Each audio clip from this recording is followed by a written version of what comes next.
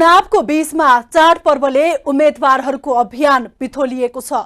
त्यही माथि पर्वका लागि आफ्नो गाउँ घर पुगेका मतदातालाई सम्बोधन गरेर कार्यक्रम राख्न निर्वाचन आचार संहिताले रोकेको छ। तर पनि नेताहरू यो अवसरको अनेक उपाय खोजेर सकेसम्म प्रयोग गर्न खोजिरहेका छन्। त्यसका लागि एक ठाउँबाट अर्को ठाउँ पुग्न हेलिकप्टरको प्रयोग विवादास्पद बनेको छ। हेलिकप्टरको प्रयोग गर्दा हुने खर्च निर्वाचन आयोगले तोकेको खर्च सीमाभित्र पर्छ कि पर्दैन, या यसरी प्रयोग भएको हेलिकप्टरको खर्च कसले बेहोर्छ, अहिले बहस हुन थालेको छ। नमस्कार, म शान्ति गिरी, यो हो न्यूज एट टुडे। तिहारसँग फूलको साइनो हुन्छ। तिहार भन्ना साथ फूल बिनाको तिहार सोच्न सकिँदैन। लक्ष्मीको स्वागतमा घरको द्वार सिंगार्न होस् या भाइ टिकाको दिन दाजुभाइलाई लगाउने मालाका लागि फूल बिना तिहारको कल्पना गर्न सकिँदैन। हरेक वर्ष तिहारमा ठूलो मात्रामा भारतबाट फूल आयात हुँदै गरेको छ। तर यस वर्षदेखि फूलमा नेपाल आत्मनिर्भर भएको बताउन थालिएको छ। यस वर्ष आवश्यक पर्ने 70% फूल नेपाली उत्पादनबाटै धानिने अनुमान छ। तर बजारमा फूल महँगो हुँदा उपभोक्तालाई भने सहज भएको देखिँदैन। नेपाल पछिल्लो समय फूलमा आत्मनिर्भर बन्दै गइरहेको छ। व्यावसायिक रूपमा पुष्प व्यवसाय गर्नेहरूको संख्या बढ्दै गएपछि अहिले नेपाली उत्पादनले लगभग बजार धान्न थालेपछि मुलुक फूलमा आत्मनिर्भर बन्दै गएको हो। यो वर्ष तिहारका लागि 20 लाख सयपत्री, 3 लाख मखमली र गोदावरी 25,000 थानसम्मको मालाहरू खपत हुने फ्लोरिकल्चर एसोसिएसनका अध्यक्ष मेनबहादुर तामाङले जानकारी दिए। खपत हुने 20 लाख सयपत्री फूलको माला मध्ये 17 लाख माला नेपालले उत्पादन गरेको छ भने 3 लाख सयपत्रीको माला भारतबाट आयात गरिनेछ।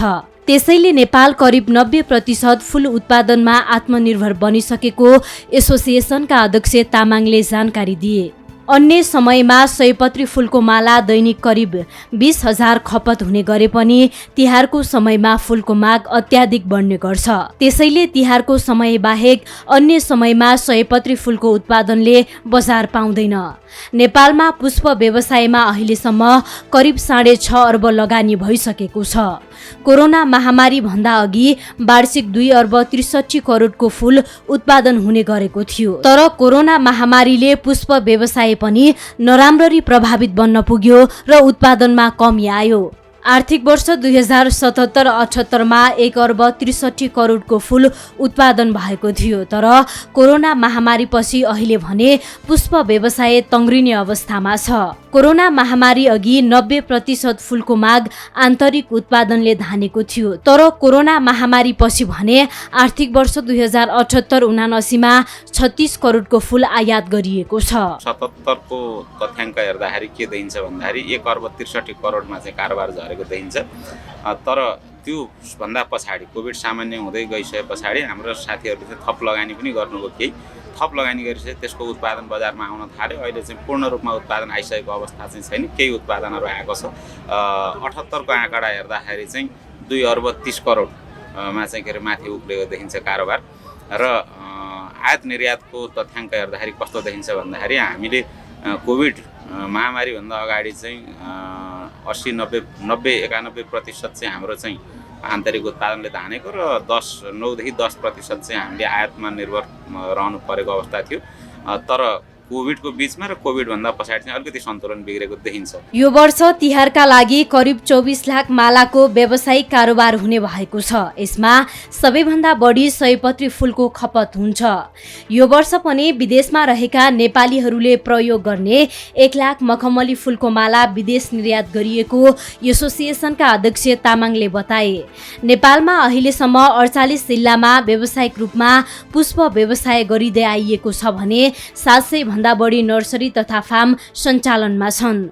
पुष्प व्यवसायबाट प्रत्यक्ष तथा अप्रत्यक्ष रूपमा करिब 40,000 भन्दा बढी व्यक्तिहरूले रोजगारी पाएका छन्। फ्लोरिकल्चर एसोसिएसनले 2048 सालदेखि पुष्प व्यवसायको विकास र विस्तारका लागि काम गर्दै आएको छ। एसोसिएसनले नीति निर्माण, पुष्प व्यवसाय प्रवर्धन र समय समयमा विभिन्न तालिम र मेला महोत्सव सञ्चालन गर्दै आएको छ। 48 जिल्लामा चाहिँ अहिले व्यावसायिक रूपमा चाहिँ फुलखेती भइरहेको अवस्था छ र व्यावसायिक रूपमा चाहिँ के अरे अहिले सञ्चालनमा रहेको फर्म, नर्सरी तथा फर्महरू भनेको 700 भन्दा बढी, 48 जिल्लामा 700 भन्दा बढी चाहिँ साथीहरूले चाहिँ व्यवसाय गरिराख्नु भएको छ र यसमा चाहिँ प्रत्यक्ष अप्रत्यक्ष गरी चाहिँ करिब 40,000ले चाहिँ रोजगारी पाइरहेको अवस्था छ। यसमा सरकारले पुष्प व्यवसायलाई व्यवस्था गरेको एसोसिएसनका अध्यक्ष तामाङको भनाइ छ। पुष्प व्यवसायको विकासका लागि निर्माण भएका नीति नियमहरू कार्यान्वयन गर्नुपर्ने एसोसिएसनको सरकारसँग माग पनि छ। विशेष गरी पुष्प व्यवसायमा उन्नत जातका बिउ, सिँचाइको अभाव हुने गरेको छ। त्यस्तै खुल्ला सिमानाका कारण भारतबाट अवैध रूपमा कम लागतमा फुल आउने हुँदा नेपाली व्यवसायीले मर्का परेको एसोसिएसनले बताएको छ। सरकारले पुष्प व्यवसायलाई अन्य कृषि पेसालाई जस्तो प्राथमिकतामा नराखेको भन्दै गुनासो गरे। मौसमी बजारका कारण फुलको खपत निरन्तर नहुँदा व्यावसायिक रूपमा पुष्प व्यवसाय फस्टाउन सकेको छैन। फुलमा आत्मनिर्भर बन्न र नेपाली व्यवसायीले बजार धान्न सरकारले भारतसँगको खुल्ला सीमाबाट अवैध रूपमा आउने फुलको आयात रोक्नुपर्छ। सरकारले गरिदेला भनेर हामी चुप्प लाएर बस्ने हो भने चाहिँ सरकारले त्यति चासो, त्यति प्राथमिकता प्राप्त क्षेत्रमा चाहिँ राखेको देखिँदैन। कृषिको अन्य खाद्य बाली र तरकारीको बालीहरूलाई जति चाहिँ प्राथमिकता राखेको पाइँदैन। तर हाम्रो पहलमा, एसोसिएसनको पहलमा हामीले चाहिँ के अरे पहल गरे पछाडि मैले अहिले नीतिको कुरा गरेँ, नीति कार्यान्वयनको कुरा गरेँ र 2074सम्मको कुरा गरेँ। मैले 2074मा देश सङ्घीयतामा गइसकेपछि कृषिका अधिकांश कार्यक्रमहरू चाहिँ 7वटा प्रदेश र 753वटा स्थानीय तहमा चाहिँ केन्द्रीय सरकारले चाहिँ कार्यक्रम पठाइसके पछाडि हामीलाई अलिकति समस्या भयो र हामीले 753वटा स्थानीय सरकार र 7वटा प्रदेशसँग समन्वय गरेर चाहिँ हामीले चाहिँ के अरे काम गर्नुपर्ने चाहिँ त्यस्तो किसिमको बाध्यता आयो र के अरे हामी केन्द्रमा रहेको एउटा फ्लोरिकल्चर एसोसिएसन नेपाल व्यवसायीहरूको छाता संस्था हाम्रो एउटै मात्रै, हामीले सबै स्थानीय तह र सबै प्रदेशसँग समन्वय गरेर काम गर्न हामीलाई अलिक कठिनाइ भयो। पछिल्लो समय पुष्प व्यवसायमा आधुनिक प्रविधि भित्रिसकेको छ। त्यसकारण पनि तिहारलाई लक्षित गर्दै फुलको खेती गर्ने किसानहरूको संख्यामा वृद्धि हुन थालेको छ।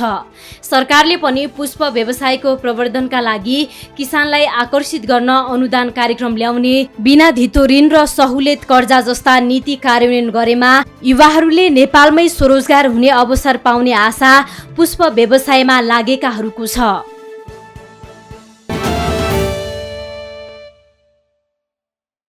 फूलबारी या घरकै आँगनमा उब्जने फूल हाम्रो चाडपर्व धानिँदै आएको छ। तर पछिल्लो समय प्लास्टिकका फूल पनि बजारमा प्रशस्त देखिने गरेका छन्। घर घरमा नओइलाउने र चाहिएको जस्तो रङमा पाइने प्लास्टिकका फूल प्रयोग गर्ने प्रचलन पनि चलेको छ। बारीमा उत्पादित फूल भन्दा सस्तो हुने भएकाले पनि बारीको फूल किन्न नसक्नेहरूको रोजाइमा प्लास्टिकका फूल पर्ने गरेका छन्। प्लास्टिकका फूलको प्रचलनसँगै प्लास्टिकले गर्ने वातावरण विनाशको चिन्ता पनि हुन थालेको छ। तिहार सुरु भएसँगै बजारमा तिहारका लागि किनमेल गर्नेको भिड बढेको छ। यही बेला तिहारका लागि भनेर विभिन्न पूजा सामग्री, भाइ मसला, झिलिमिली बत्तीसँगै बजारमा फूलमालाहरू पनि सजाएर राखिएका छन्। तिहारलाई फूलहरूको पर्वका रूपमा पनि लिइन्छ। विगतका वर्षहरूमा तिहारका बेला बजारभरि मखमली र सयपत्रीका फूलहरू सजाइएका देखिन्थे। दिदीबहिनीहरू पनि तिहार नजिकिएसँगै सयपत्री र मखमली फूलका माला कहाँबाट कसरी जोहो गर्ने भनेर तयारी गर्न थाल्दथे। अहिले भने तिहारमा प्लास्टिकका मालाको प्रयोग बढ्न थालेको छ। पछिल्लो केही वर्ष यता तिहारका बेला दाजुभाइहरूलाई बहिनीहरूले प्लास्टिकबाट बनेका फूलमाला किन्ने र लगाउने प्रवृत्ति बढेको छ, जुन विदेशबाट आयात हुने गरेका छन्। स्वदेशमा मखमली, सयपत्री, गोदावरी लगायतका फूलको उत्पादन बढ्दै गएपछि र वातावरणीय रूपबाट पनि प्लास्टिकका फूलमाला राम्रो नमानिएपछि सरकारले यस वर्षदेखि तिहारमा प्लास्टिकका फूलमाला बिक्री वितरणमा रोक लगाएको छ। सरकारले गत साउन 12 गते राजपत्रमा सूचना प्रकाशित गरेर नै नेपालमा कृत्रिम प्रकारका फूल र मालाको सबै प्रकारको कारोबारलाई निषेध गरिएको जनाएको थियो। वातावरण संरक्षण ऐन 2076 को दफा 15 को उपदफा 6 ले दिएको अधिकार प्रयोग गरी नेपालभर प्लास्टिक जन्य फूल गुच्छाको उत्पादन, आयात, बिक्री, वितरण र भण्डारणमा पूर्ण रूपमा रोक लगाउने निर्णय गरिएको छ। कानून तह राजपत्रमा सूचना प्रकाशित भएपछि यस्तो निर्णय पूर्ण कार्यान्वयनमा आउँछ र यो कानून सरह लागू हुन्छ। तर सरकारले प्रतिबन्ध लगाएको प्लास्टिकका फूलमाला वैधानिक रूपमै भन्सार प्रणालीबाटै भित्र्याएर तिहारका लागि अहिले बजारभरि बिक्री वितरण भइरहेका देखिन्छन्। काठमाडौँका मुख्य बजार क्षेत्रसँगै काठमाडौँ बाहिरका अन्य जिल्ला र बजारमा पनि प्लास्टिक जन्य फूल र मालाको बिक्री वितरण भइरहेको छ। ग्रामीण र विकट कतिपय ठाउँमा व्यापारीहरूले सरकारले प्लास्टिक जन्य फूलमाला प्रयोग नगर्न भनेको सूचनाबारे जानकारी नभएकोले कारोबार गरिरहेको बताएका छन्। कतिपय व्यापारीले गत वर्षको स्टक सामग्री भएकोले बेचिरहेको बताएका छन्। कतिपयले कानूनबारे जानकारी हुँदाहुँदै पनि प्लास्टिकका फूल र मालाको बिक्री वितरण गरिरहेका छन्। अहिले काठमाडौँका चोक र गल्लीदेखि देशैभरिका बजारमा कागजी कृत्रिम फूल र माला सहजै पाइन्छन्। तिहारमा घर तथा बाह्य सजावट गर्न तथा कतिपय अवस्थामा मालाका रूपमा समेत यी फूलहरू प्रयोग भएका देखिन्छन्। एक व्यवसायीका अनुसार तिहारमा जरीको माला र ढोका सजावटका लागि यस्ता फूलको मालाको माग अधिक रहने गरेको छ। तर नेपालको कानून अनुसार अहिले यी माला किनबेच गर्न मात्रै होइन, आयात र भण्डारण गर्नु पनि दण्डनीय छ। भदौसम्म प्रकाशित भन्सार विभागको तथ्याङ्क अनुसार चालु आर्थिक वर्षको साउन र भदौमा मात्रै नेपालमा 92,18,000 मूल्य बराबरको 28,685 किलो प्लास्टिकका माला आयात भएका छन्। आयात प्रतिबन्धपछि पनि नेपालमा वैधानिक प्रणालीबाटै 13,200 किलो यस्तो माला आयात भएको तथ्याङ्कमा देखिन्छ। सरकारले 12 साउनबाट प्रतिबन्ध लगाए पनि महिनाभरि 56,76,000 रुपैयाँको 15,441 किलो यस्तो माला नेपाल भित्रिएको थियो। राजपत्र मार्फत प्रतिबन्धित वस्तु आयात रोक्नु भन्सार विभागको अधिकार र दायित्व दुवै हो। कुनै विषय स्पष्ट नभएमा त्यसबारे थप जानकारी र आवश्यक व्यवस्था सम्बन्धमा जानकारी गराउने काम पनि उसले गर्नुपर्दछ। केही वर्ष यता नेपालमा पनि फूलको व्यवसाय गर्नेहरूको संख्या बढिरहेको देखिन्छ। तर पनि अहिले प्लास्टिकका फूल र मालाका लागि ठूलो रकम विदेश गइरहेको छ। सरकारले पुष्प व्यवसायीका लागि थप अनुदान र सहयोगका कार्यक्रम ल्याएर स्वदेशमै आवश्यकता अनुसार पुष्पको उत्पादन बढाउन सकिने फ्लोरिकल्चर एसोसिएसन नेपालका अध्यक्ष मीनबहादुर तामाङले बताए। अहिलेको माग के हो भन्दाखेरि जुन पहिलाको हाम्रो चाहिँ के अरे नीति 2069 को नीतिलाई समय अनुकूल 7 प्रदेश 753 वटा स्थानीय तह र केन्द्रीय सरकार तीनै तहको सरकारले कार्यान्वयन गर्ने गरी यो नीतिलाई चाहिँ समय अनुकूल परिमार्जन गरेर तत्काल कार्यान्वयनमा ल्याउनु पर्ने अहिलेको आवश्यकता रहेको छ र हाम्रो माग यो रहेको छ र हामीले चाहिँ के अरे नेपाल सरकारसँग चाहिँ के अरे लबिङ पनि गरिरहेका छौँ र यो नीतिको पुनर्लेखनको ड्राफ्ट पनि करिब अन्तिम चरणमा छ। हामी सम्भवतः यो तिहार छठ पछाडि त्यो ड्राफ्ट पेश गर्दैछौँ र प्रोसेसमा गएर स्वीकृत भएर आउनु त टाइम लाग्ला, 1.5 वर्ष जति टाइम लाग्ला।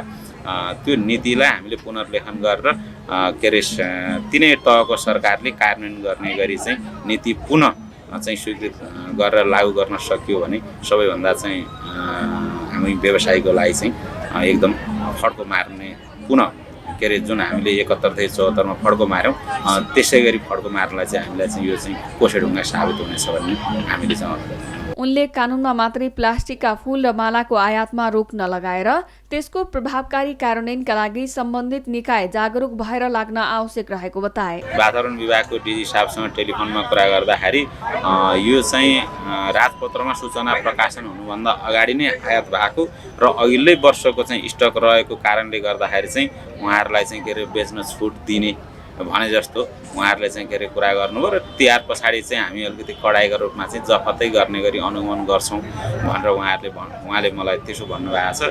यहाँ चाहिँ नीति चाहिँ राम्रो बनाउने, कार्यान्वयनको पाटो चाहिँ फितलो हुने यस्तो किसिमको चाहिँ हाम्रो यो परिपाटी नै रहेको छ।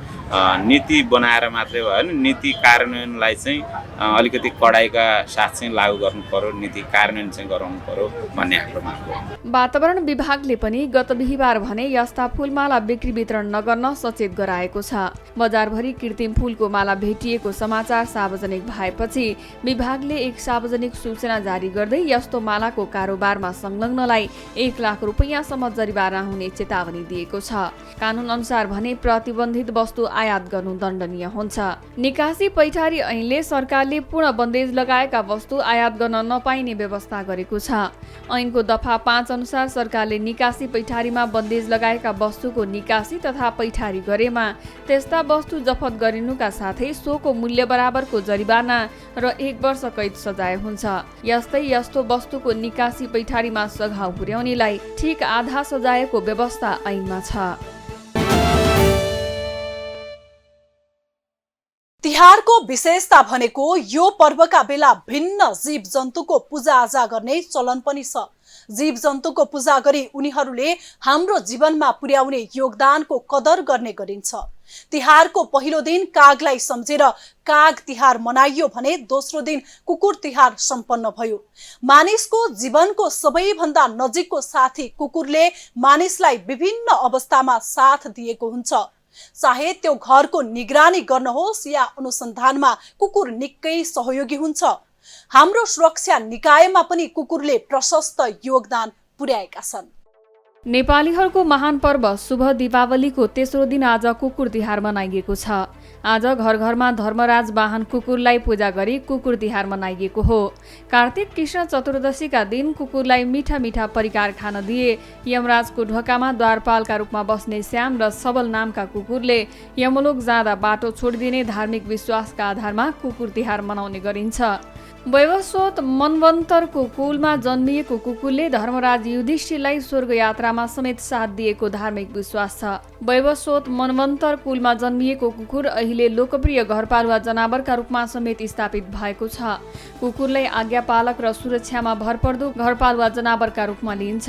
आजकै दिन नेपाल प्रहरी केनाइन महाशाखा कुकुर तालिम केन्द्रले कुकुरको पूजाआजा सम्पन्न गरेको छ। प्रहरी अनुसन्धानमा कुकुरको भूमिका निकै नै महत्त्वपूर्ण मानिने गरिएको छ। विभिन्न प्रकारका जटिल अनुसन्धानमा पनि कुकुरलाई समावेश गराउने गरिएको छ। महाशाखाले कुकुरको सम्मानमा आजको दिनमा विभिन्न प्रकारका खेल खेलाएर तथा खानपान गराई पूजा गरेको हो। कुनै ठाउँमा बम लगायतका शङ्कास्पद वस्तुहरू भेटेमा पहिलो अनुसन्धानमा नै कुकुरको प्रयोग हुन्छ। आफूहरूलाई सघाउने कुकुरहरूको पूजा गर्न पाउँदा खुसी लागेको प्रहरी अधिकृतहरूले बताए। महाशाखाका कुकुरहरूले हात हतियार तथा विस्फोटक पदार्थ, लागु औषध खोजी तथा उद्धार र ट्र्याकको अनुसन्धान गर्ने काम गरिरहेको छ। 2 वर्षीय पप्पी उत्कृष्ट अनुसन्धानकर्ता। गत चैत्रमा काठमाडौँको शङ्करापुर नगरपालिका 7 का हरिबहादुर श्रेष्ठ एकाएक बेपत्ता भए। परिवारका आफन्तले श्रेष्ठ हराएको निवेदन प्रहरीमा दिए। घटना केही रहस्यमय भएको आशंका प्रहरीले गर्यो। सोही आधारमा बौद्ध प्रहरीले कुकुर प्रयोग गर्यो। प्रहरीको तालिम महाशाखामा रहेको पप्पी नामको कुकुर उक्त घटनामा प्रयोग भयो। 2 वर्ष मात्रै पुगेको जर्मन सेफर्ड जातको उक्त पप्पी 1 वर्ष अघिदेखि मात्रै ड्युटी गर्न थालेको छ। प्रहरीले खोजी गर्न नसकेको अवस्थामा श्रेष्ठले लगाउँदै आएको लुगा सुघाएर छोड्दा पप्पी साली नदी पुग्यो। साली नदी किनारमा एउटा ढुङ्गामा रगत समेत फेला पर्यो। पप्पीले फेला पारेको क्लुका आधारमा खोजी गर्दा श्रेष्ठको शव साली नदीमा फेला पर्यो। श्रेष्ठको हत्यामाथिको अनुसन्धान अझै जारी छ। तर शव फेला पार्न पप्पीले खेलेको भूमिकाका कारण पप्पी यस वर्षको उत्कृष्ट अनुसन्धानकर्ता घोषित भएको छ। पछिल्लो समय अपराध अनुसन्धानमा प्रहरीका लागि कुकुर संसार भन्ने महत्त्वपूर्ण टुल्सका रूपमा प्रयोग हुने गरेको छ। सन् 2011 मा अल कायदा प्रमुख ओसामा बिन लादेन विरुद्धको कारबाहीमा पनि अमेरिकाले विभिन्न जातका कुकुर प्रयोग गरेको थियो। नेपालमा पूजा पनि अनुसन्धानमा पनि।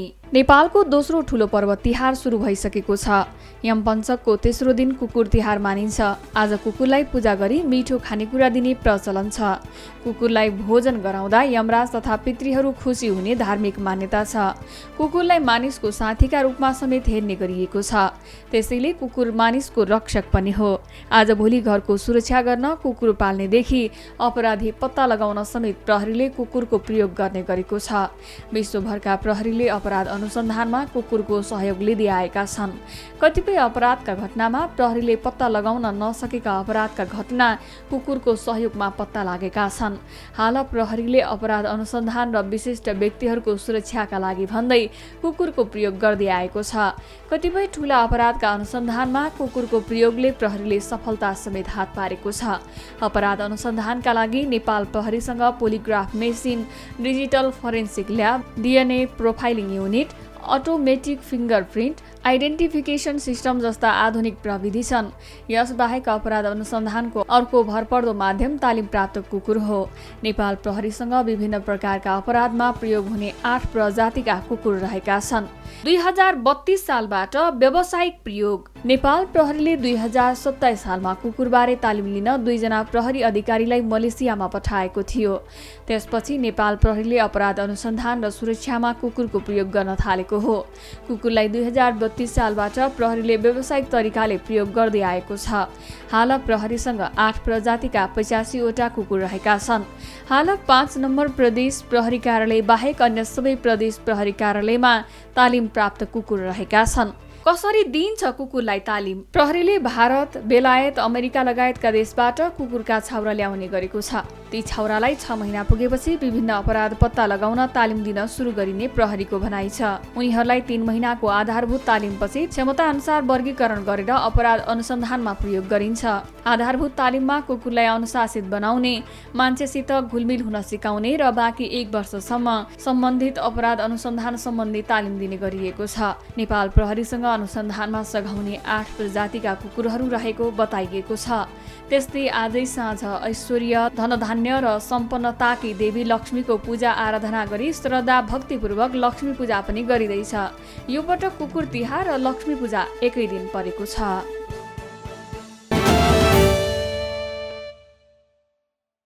तिहार सकिए लगत्तै छठपछि पर्वको समय सकिनेछ। पर्व सकिएसँगै निर्वाचनको माहौल पनि तात्दै जानेछ। यसपटकको निर्वाचनमा 2 अलग अलग गठबन्धन र स्वतन्त्र उम्मेदवारहरूले गर्दा रोमाञ्च थपेको छ। त्यसमाथि आचार संहिता उल्लङ्घन गर्ने उम्मेदवारलाई निर्वाचन आयोगको कडाई र कारबाहीको प्रतिबद्धताले पनि निर्वाचनमा रोमाञ्च थपेको छ। हवस् त आजलाई न्युज एट टुडे यति नै। हामी सबैलाई बिदा दिनुहोस्। नमस्कार।